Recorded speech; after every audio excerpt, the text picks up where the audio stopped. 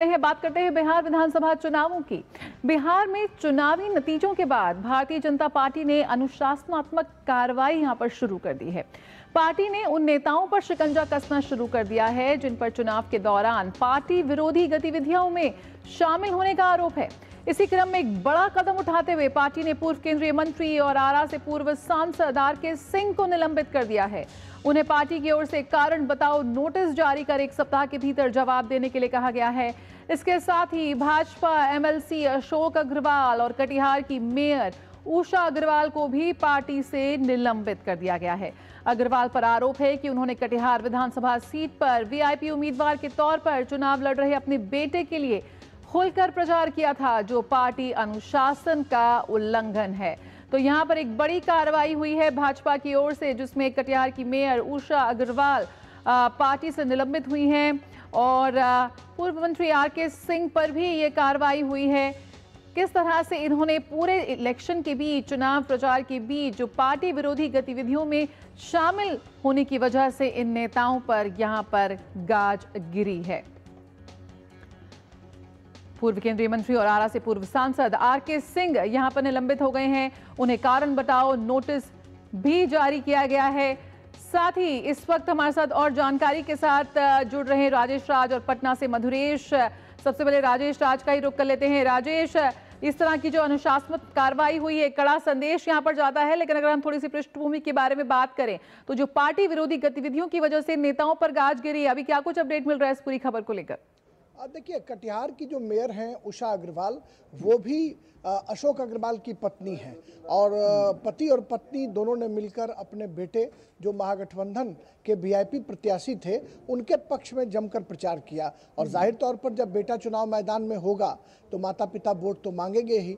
तो कहीं ना कहीं तारकिशोर प्रसाद, जो एक्स डिप्टी चीफ मिनिस्टर हैं बिहार के, वो वहाँ से भारतीय जनता पार्टी की टिकट पर किस्मत आजमा रहे थे कटिहार विधानसभा निर्वाचन क्षेत्र से। उनके खिलाफ अशोक अग्रवाल के बेटे चुनाव मैदान में थे और इसकी वजह से अशोक अग्रवाल और उनकी पत्नी मेयर उषा अग्रवाल को, जो कटिहार की मेयर हैं, उनको निलंबित कर दिया गया है। और आरके सिंह, जो पूर्व केंद्रीय मंत्री हैं, चर्चित नौकरशाह रहे हैं और आरा के पूर्व सांसद हैं, उनको भी पार्टी ने निलंबित कर दिया गया है। तो कहीं ना कहीं भारतीय जनता पार्टी एक ऐसी पार्टी है जो अपने पार्टी के कार्यकर्ताओं और नेताओं को अनुशासन के दायरे में रखती है और यह जो फैसला है वो इसी कड़ी का एक बड़ा हिस्सा है। और आने वाले दिनों में आपको अन्य जगहों से भी इस तरह की खबरें देखने को मिलेंगी, क्योंकि जो ग्रास रूट पर चीज़ें थी कि जेडीयू और भारतीय जनता पार्टी के जो कार्यकर्ता थे या लोजपा रामविलास के कार्यकर्ता थे, उनके बीच सामंजस्य का अभाव था। इसके बावजूद इतना बड़ा जनादेश और इतना बड़ा मैंडेट एनडीए को मिला है, तो कहीं ना कहीं राष्ट्रीय और राज्य नेतृत्व को इसका क्रेडिट जरूर जाना चाहिए। प्रधानमंत्री नरेंद्र मोदी का चमकदार व्यक्तित्व और नीतीश कुमार का सुशासन, इन दोनों ने मिलकर नैया को पार लगाया है। लेकिन ग्रास रूट पर कार्यकर्ताओं के बीच सामंजस्य का अभाव था, जिसका रिफ्लेक्शन आपको ये देखने को मिल रहा है कि पूर्व सांसद और वर्तमान एमएलसी और कटिहार की मेयर को निलंबित किया गया है। इस तरह की चीजें और भी आने वाले दिनों में देखने को साफ तौर पर मिल सकती हैं। बिल्कुल। मधुरेश इस वक्त हमारे साथ जुड़ रहे हैं और अधिक जानकारी के साथ। मधुरेश, यहाँ पर भाजपा की ओर से ये कार्रवाई सामने आई है, लेकिन जिस तरह का बिहार में गर्दा मचाया है, जो सरकार गठन को लेकर भी इस वक्त हलचल तेज हो चुकी है, इस ऐतिहासिक विक्ट्री के बाद, प्रचंड जीत के बाद इस वक्त किस तरह की वहां पर हलचल देखने को मिल रही है?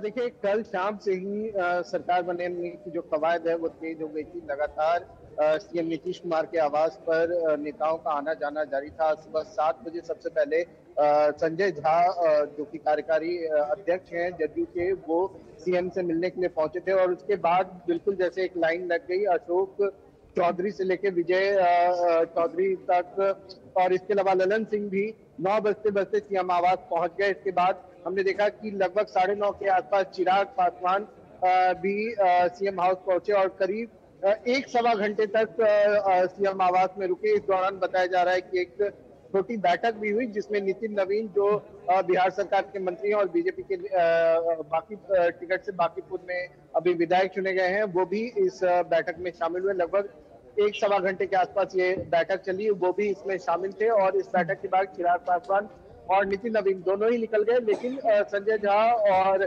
बाकी जो जदयू के नेता हैं वो सीएम आवास में रुके हुए थे और अभी तक वो अंदर ही है। जो बैठकों का दौर है वो लगातार अभी चल रहा है। बताया जा रहा है कि शाम 4 या 5 बजे एक संयुक्त प्रेस कॉन्फ्रेंस का आयोजन आज एनडीए की तरफ से किया जा सकता है, जो कि बीजेपी ऑफिस में हो सकता है। हालांकि अभी ये टेंटेटिव है, अभी ये सूत्रों के हवाले से खबर है, अभी ये पुख्ता नहीं हुई है। इसके अलावा जो लगातार जो बड़े नेता हैं उन वो इसी तरह की बैठक कर रहे हैं बीजेपी में भी। इसके अलावा एलजेपी रामविलास में भी आज सुबह एक बैठक हुई थी, जिसके बाद एक प्रेस कॉन्फ्रेंस का भी आयोजन किया गया था, जिसमें चिराग पासवान ने ये बताया कि जल्द ही जो सरकार बनने की तिथि है और शपथ ग्रहण की जो तिथि है उसकी घोषणा की जाएगी। और बिल्कुल मधुरेश, इस खबर पर हम लगातार आपसे बने रहेंगे।